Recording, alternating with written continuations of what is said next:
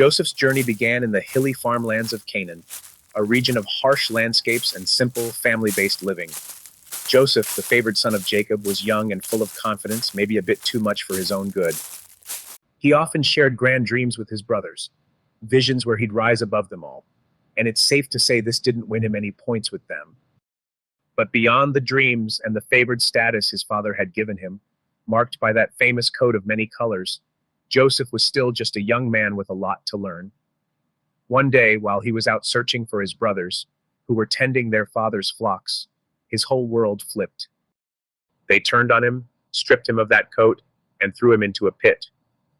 Soon after, they sold him to a group of traders heading to Egypt, where he'd find himself in a completely new world, a place of bustling marketplaces, towering pyramids, and a rigid social hierarchy where a young foreigner was at the bottom of the ladder.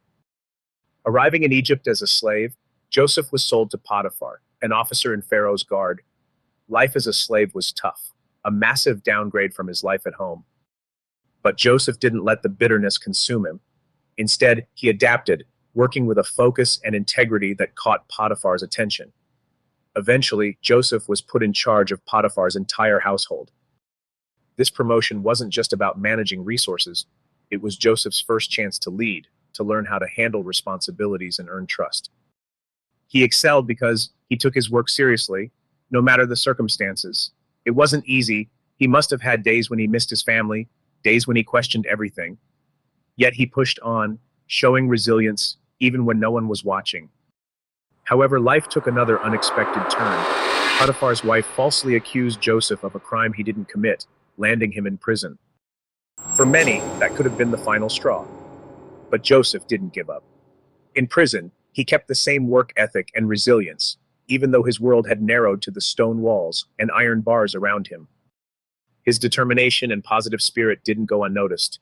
Before long, he was trusted with responsibilities among the other prisoners. Then, in one of those twists of fate, two of Pharaoh's officials ended up in the same prison, each with a troubling dream. Joseph, with his gift of interpreting dreams, helped them understand their visions. One of these interpretations led to the official being reinstated, but it would be years before this connection would help Joseph. Still, he didn't grow bitter. He just kept working, kept leading within the limits of his circumstances. Then the breakthrough came. Pharaoh had a series of dreams that none of his advisors could interpret, and the official remembered Joseph. Brought before Pharaoh, Joseph interpreted the dreams, foreseeing 7 years of abundance followed by 7 years of famine.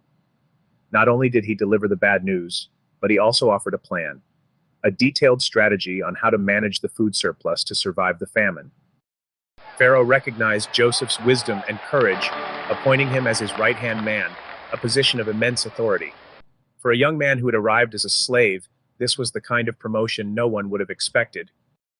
Joseph was now in charge of the whole nation's survival plan, working tirelessly to prepare for the coming crisis. His journey from slave to second-in-command was remarkable, yet his success was no accident. It was a product of his resilience, adaptability, and willingness to lead, regardless of his position. When the famine finally hit, Egypt was prepared. But the crisis reached far beyond Egypt, even back to Joseph's family in Canaan. Joseph's brothers, who had betrayed him, arrived seeking food. They didn't recognize him, but he knew them immediately. Now, Joseph faced a test of character. He could seek revenge or offer forgiveness. After some testing, he chose to reveal himself, offering them food and a place to live in Egypt. In this moment, Joseph's journey came full circle. Not only did he save countless lives, but he also found a way to bring healing and unity to his family. So, what does Joseph's story teach us about motivation, overcoming obstacles, and leadership? It shows that true strength isn't about the title you hold, but how you act when things are tough. Joseph's life reminds us that setbacks are often the stepping stones to growth, and that genuine leadership means lifting others up, even when you're at your lowest. Through every twist, Joseph chose to stay focused, to work hard, and to lead by example, proving that no matter where you start, resilience and integrity can take you further than you ever imagined.